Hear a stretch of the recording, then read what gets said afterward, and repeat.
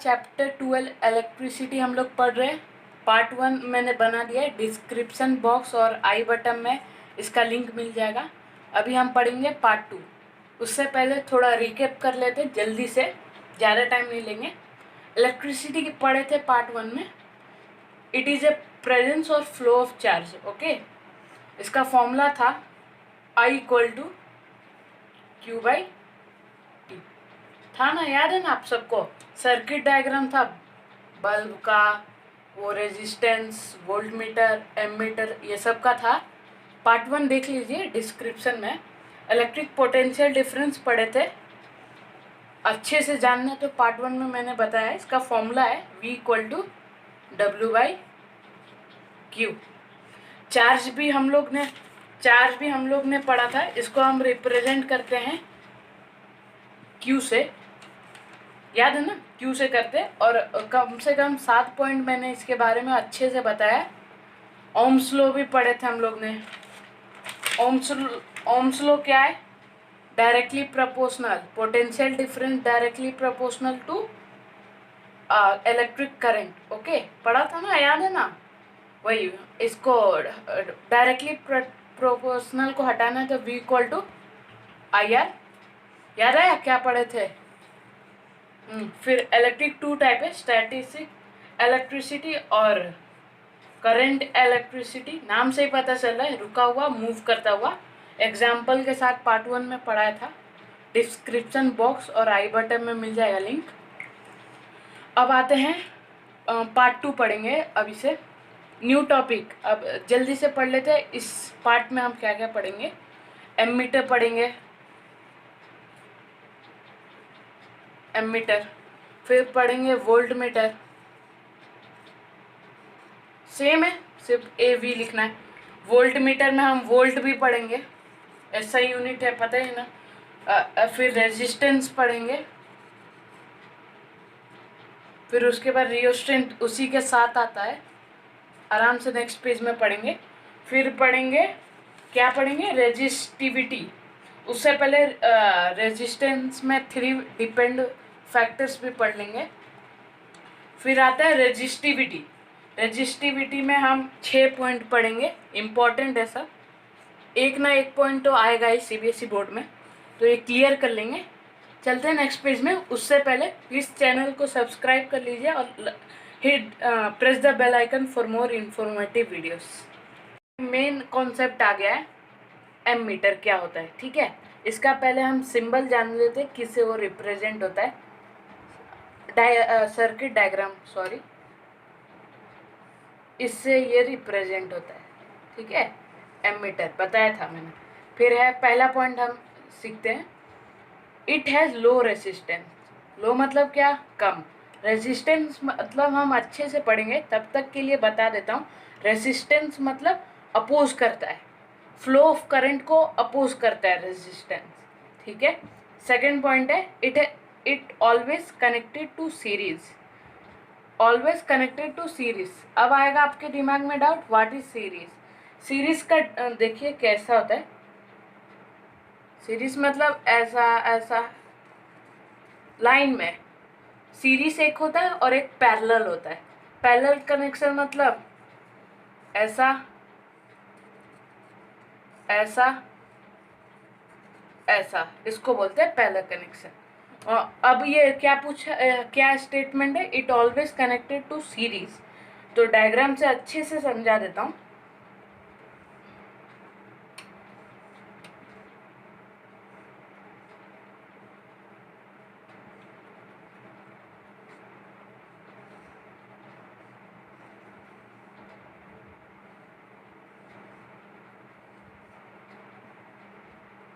ये हमारा हो गया बैटरी, ओपन स्विच, बल्ब, और ये अपना एमीटर। ये सीरीज में कनेक्टेड है। ये प्लस हो गया बैटरी, ये माइनस। तो हमेशा करंट इस तरफ से फ्लो हो। तो यहाँ प्लस है तो यहाँ भी प्लस, और यहाँ माइनस है तो यहाँ से भी माइनस। ये हम लोग का डायग्राम है। सीरीज में कनेक्टेड पूछेगा एक मार्क में, तो ये आप डायग्राम बना दीजिएगा अच्छे से। और थर्ड और लास्ट पॉइंट है, इम्पोर्टेंट पॉइंट है, यूज़ क्या है एम मीटर्स का, measures electric current in circuit. क्या काम करता है ये, इलेक्ट्रिक करंट को मेजर्स करता है, एम मीटर का यही काम है। ओके, ये 3 मार्क में पूछ सकते हैं, 3 इंपॉर्टेंट पॉइंट है, लिख लीजिए। पार्ट 2 है। Okay, part 2 video volt meter हम पढ़ेंगे अभी। उससे पहले इसका सर्किट डायग्राम जान लेते हैं। वोल्ट मीटर, इससे हम इसको रिप्रेजेंट करते हैं। ओके, पहला पॉइंट आता है, it has high resistance. High मतलब ज़्यादा, रेजिस्टेंस मतलब मैंने बताया था, फिर बता देता हूँ। रेजिस्टेंस मतलब अपोज करता है इलेक्ट्रिक करंट को। किसको, इलेक्ट्रिक करंट को फ्लो होने से। फिर नेक्स्ट पॉइंट आता है पैरेलल कनेक्टेड। मैंने बोला था ना, एक होता है सीरीज, एक होता है पैरेलल। सीरीज का डायग्राम है,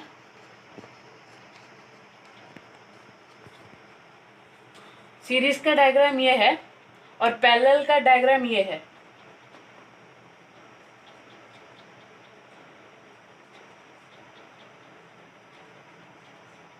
एनसीईआरटी सीबीएसई टेक्स्ट बुक में दिया हुआ है। फिर आता है पैरेलल कनेक्टेड, इसका सर्किट डायग्राम जान लेते हैं, वोल्ट मीटर कैसे कनेक्टेड होता है। देखिए बहुत सिंपल है, एक ऐसा, फिर बैटरी कनेक्टेड होता है,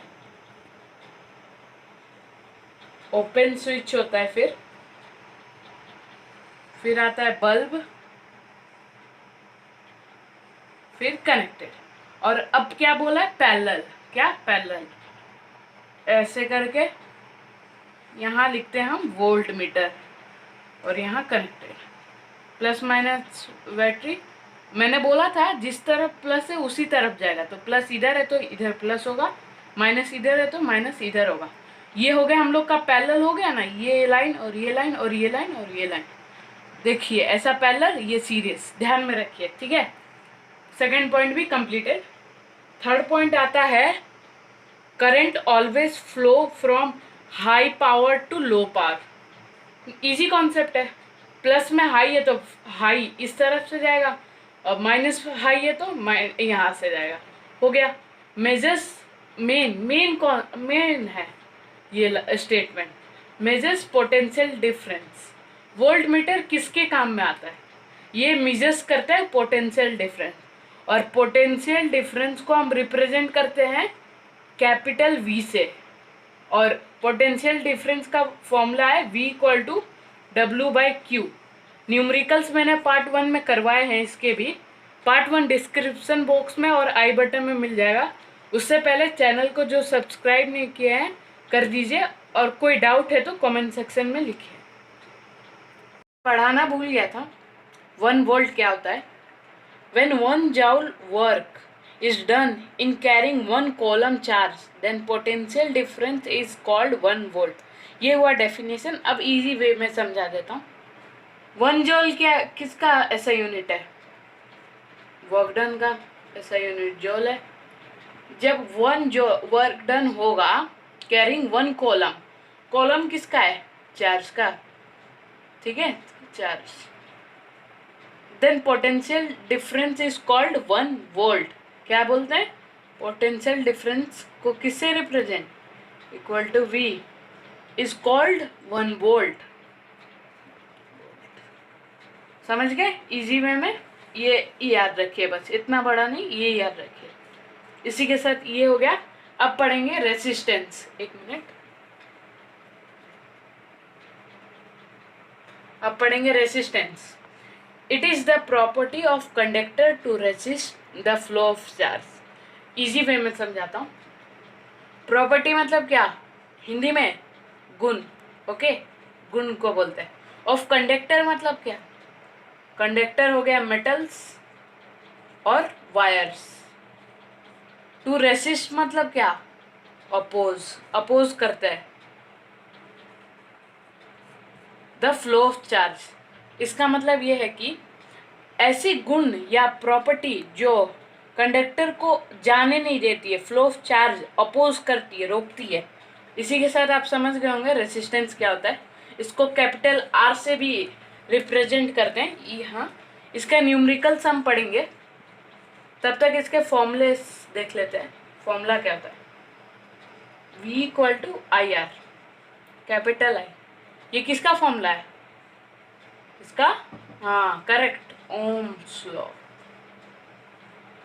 ओम्स लॉ, ओम्स लॉ का ये फॉर्मूला हो गया, V equal to I R. अभी हम V किसको बोलते हैं? Potential difference. I किसको बोलते हैं? Electric current. और R रेजिस्टेंस। हमें क्या फाइंड करना है? रेजिस्टेंस। तो क्या हो गया? R इक्वल टू, इसको इधर भेज देंगे तो R equal to capital I by V। Correct, ये हो गया हमारा फॉर्मूला। ये याद रखिए, न्यूमेरिकल्स अभी पढ़ाऊंगा मैं। उससे SI यूनिट ऑफ रेजिस्टेंस क्या हुआ? SI unit very important. SI unit important होता है। SI यूनिट हो गया ओम। ओम, ठीक है। ये इसी के साथ मैंने 1 वोल्ट पढ़ा दिया, 1 वोल्ट। रेजिस्टेंस हो गया, वोल्ट मीटर हो गया, एम मीटर। अब नेक्स्ट पेज में न्यूमेरिकल्स जानेंगे। चलिए चलते हैं। पार्ट 2 का न्यूमेरिकल 1 है और 3 न्यूमेरिकल्स मैं पार्ट 1 में करवा चुका हूँ। पार्ट 2 का numerical 1, question number 1, find the resistance. Resistance वाला न्यूमेरिकल्स है, अभी फॉर्मूला जस्ट बताया था।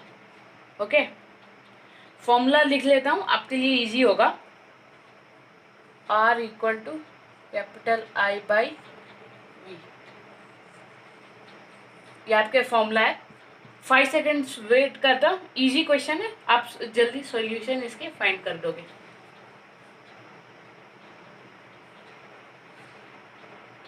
चलिए सॉल्यूशन अब मैं करता हूँ, आप पॉज करके कर लीजिएगा, नहीं तो हमें फाइंड क्या करना है? रेजिस्टेंस। Resistance, okay. और गिवन क्या है? 30 वोल्ट, मतलब वोल्ट गिवन है, वोल्ट इक्वल टू 30। और एक और चीज गिवन होगी, दैट ड्रॉस 6A, मतलब A किसका है? एम्पियर। इलेक्ट्रिक करंट गिवन है, I इक्वल टू 6। और फॉर्मूला लगा दीजिए, बहुत इजी सॉल्यूशन है, I बाई V। ओके, फिर रेजिस्टेंस ही फाइंड करना है हम लोग को, तो I क्या है? 6/30। आप I बाई V लिखे या V बाई I, दोनों इक्वल है। ओके, और इजी के लिए मैंने कन्वर्ट चेंज कर लिया है, 30/6, 6 1 जा 6 5 जा, रेजिस्टेंस इक्वल टू 5। रेजिस्टेंस का क्या फॉर्मूला है? ओम।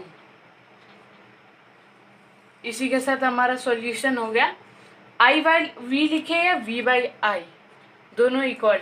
यहाँ साफ में लिख देता हूँ, R equal to V by I।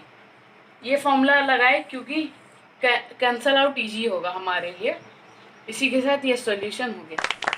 Concept है रोस्टेंट। ओके, उससे पहले हम थोड़ा ये पढ़ाना भूल गए थे, ये जान लेते रेजिस्टेंस के बारे में। फॉर्मूला बताया था, एक बार और रिवाइज कर लीजिए। R equal to V by I। और रेजिस्टेंस के 3 फैक्टर्स होंगे। नेक्स्ट पेज में हम अच्छे से तीनों के बारे में पढ़ेंगे। ओके, ये बता दिया तब तक के लिए। और रोस्टेंट में जाने से पहले रेजिस्टेंस, रोस्टेंट, रेसिस्टिविटी और रेजिस्टर। ओके, रेजिस्टर, ये सबका मीनिंग सेम ही होता है, लगभग सेम ही होता है। बस कौन अच्छे से ये डेफिनेशन याद करके जाएंगे, फुल मार्क्स रखा हुआ है। तो रेजिस्टेंट का होता है, it is an electronic device used to control the current by varying मतलब यूजिंग द रेजिस्टेंस।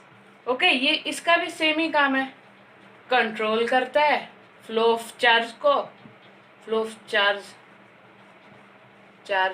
को या लिमिट करता है। ओके, रेजिस्टेंस के द्वारा, यूजिंग रेजिस्टेंस। बस ये लिख के आएंगे, आपका फुल मार्क्स रखा है। इसी के साथ ये टॉपिक हो गया, ये टॉपिक हो गया। अब नेक्स्ट पेज में पढ़ेंगे रेजिस्टेंस के 3 फैक्टर, इंपॉर्टेंट फैक्टर्स। ये रेजिस्टेंस के 3 फैक्टर्स अभी हम पढ़ने जा रहे हैं, ठीक है। पार्ट 2 है ये वीडियो। ओके, जान लेते हैं। ये यहाँ से स्टार्ट है। Resistance of conductor depends on 3 factors, बोला था ना 3 फैक्टर्स पर है डिपेंड्स। पहला फैक्टर आता है, ये पहला है, directly proportional to length of the conductor. ये तीनों फैक्टर से पहले एक अच्छा सा मैं ड्राइंग बना देता हूँ, उससे आप समझ जाओगे इजीली। ये एक ट्यूब टाइप है, समझ जाइएगा। और जो चैनल को सब्सक्राइब नहीं किया प्लीज़ सब्सक्राइब कर दीजिए कि और अच्छे अच्छे वीडियो आप तक लाए। ओके, ये है, इसको हम लेंथ मान लेते हैं। क्या मानेंगे? लेंथ। और इसको मानेंगे हम एरिया, क्रॉस सेक्शन। ओके, ए मानेंगे। Okay, area. फिर स्टार्ट करते हैं। अभी पहला पॉइंट है directly proportional to the length of a conductor. Resistance की बात हो रही है यहाँ, तो आर डायरेक्टली प्रोपोर्शनल टू क्या बोला है? लेंथ। एल है, ये एल है, ठीक है। क्या है? एक मिनट अच्छे से लिख देता हूँ। एल है, एल है। फिर सेकंड पॉइंट है inversely proportional to the area of cross section. इसको हमने क्या लेट किया था? एरिया क्रॉस सेक्शन का, बोला था ना। फिर किसकी बात हो रही है यहाँ? रेजिस्टेंस की। तो वह R direct inversely proportional to the, inversely मतलब 1 आएगा, ये 1 है, बाई एरिया क्रॉस सेक्शन। हो गया।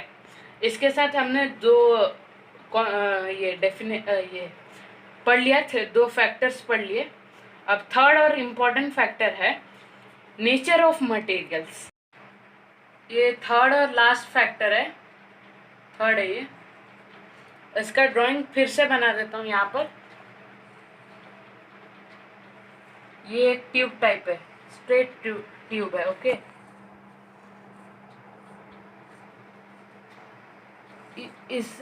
इसको हम एल किए थे लेट, और इसको A, area of cross section. Okay, किए थे ना लास्ट पेज में, वही है, सेम है, सेम ड्राइंग है। अब बोला है नेचर ऑफ मटेरियल्स, इसका मतलब क्या हुआ? मतलब सिल्वर होता है ना, सिल्वर, चांदी, सिल्वर में ये कम होता है। क्या होता है? ये कम होता है। नेचर ऑफ मटेरियल, रेजिस्टेंस कम होता है सिल्वर में। और आयरन में ये ज़्यादा होता है। क्या होता है? ज़्यादा। इसी को बोलते हैं नेचर ऑफ रेजिस्टेंस। बस यही 2 कॉन्सेप्ट याद रखिए। और इसके फॉर्मूला भी एक है, फॉर्मूला भी भूलिए मत। हम लास्ट पेज में क्या क्या याद किए थे ना? R directly proportional to L, R inversely proportional to area of cross section किए थे, याद आया ना? बस वही है। दोनों को कंबाइन करेंगे तो क्या आएगा? यहाँ लिखता हूँ, दोनों को कंबाइन किए तो आएगा R directly proportional to L by A. Directly और इनवर्सली दोनों है ये। बस यही हटाने के लिए हमें यूज़ करना होता है। डायरेक्टली और इनवर्सली प्रोपोर्शनल को हटाने के लिए कुछ रखना होता है। हमने रेजिस्टेंस में पढ़ा था ना, और पोटेंशियल डिफरेंस में भी हमने पढ़ा था। बस वही है। आर को हटाने के लिए हम यहाँ यूज़ करेंगे आर इक्वल टू रो। ये कौन सा सिंबल है? रो। यहाँ लिख देता हूँ, ये ऐसा सिंबल होता है, कुछ ऐसा होता है। इसको हम बोलते हैं, ग्रीक वर्ड है, ग्रीक वर्ड है, और इसको हम बोलते हैं रो। क्या बोलते हैं? रो। बस rho L by A. Okay, साफ से लिख देता हूँ यहाँ। फॉर्मूला क्या बन गया हमारा नेचर ऑफ मटेरियल्स का? क्या बन गया? करेक्ट, आर इक्वल टू रो है, रो एल बाई ए। अब क्वेश्चन आएगा व्हाट इज रो? रो भी सेम ही काम करता है, अपोज करता है, रेजिस्टेंस अपोज, इलेक्ट्रिक फ्लो नहीं करने देता है। ओके, वही काम है रो का। इसी के साथ थर्ड फैक्टर भी कंप्लीट हो गया।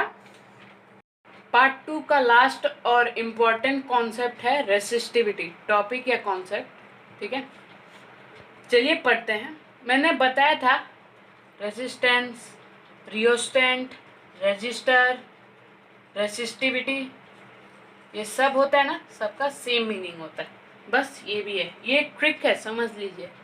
इसका भी है, it is the fundamental property, property मतलब गुण, of material that resist oppose the flow of charge, electric current.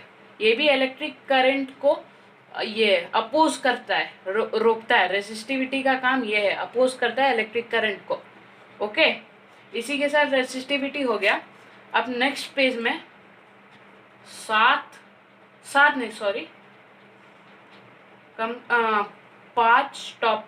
पांच डेफिनेशन समझिए या टॉपिक है रेसिस्टिविटी के ऊपर। बस इसी के साथ हमारा रेसिस्टिविटी का डेफिनेशन हो गया। अब 5 पॉइंट्स देखते हैं। मैंने बताया था कि electricity chapters part 1, part 2, part 3 में बनाऊंगा। ये पार्ट 2 का लास्ट कॉन्सेप्ट है, बस लास्ट ही है। और पार्ट 3 और सारे न्यू कॉन्सेप्ट पर बनाऊंगा और नेक्स्ट क्यूज बनाऊंगा। ठीक है, क्यूज पर बनाऊंगा। चलिए स्टार्ट करते हैं। What is resistivity? ओके, पहला पॉइंट आता है इट इज कांस्टेंट, ये कांस्टेंट है। ओके, सेकंड है रेंज, रेंज बताएंगे अभी हम लोग। 1 मार्क में पूछा जाता है, कितने मार्क में? 1 मार्क, ये और ये 1 मार्क में पूछा जाता है। Range of resistivity of metals and Alois, यहाँ मेटल्स किसकी बात हो रहा है? कंडक्टर का। ठीक है, and Alois in 10 to the power of -8 and 10 to the power of -6 ohm meter. Okay, और ohm meter SI unit rho. Ohm meter किसका है ना? SI यूनिट है, रो का। ठीक है, और range of resistivity in metals क्या क्या है? बस ये दो याद रखे, 10 to the power of -8 to 10 to the power of -6। ये 1 मार्क का आपका मैंने बता दिया। अब सेकंड 1 मार्क का पूछेंगे तो ये लिखना, range of resistivity in non metals. Non metals हुआ तो क्या होगा? इंसुलेटर्स, मतलब 10 to the power of 12 to 10 to the power of 17 ohm meter. Ohm meter किसका SI यूनिट है? रो का। ठीक है, रो क्या करता है? अपोज करता है। बस हो गया, आपका 2 मार्क यही मिल गया।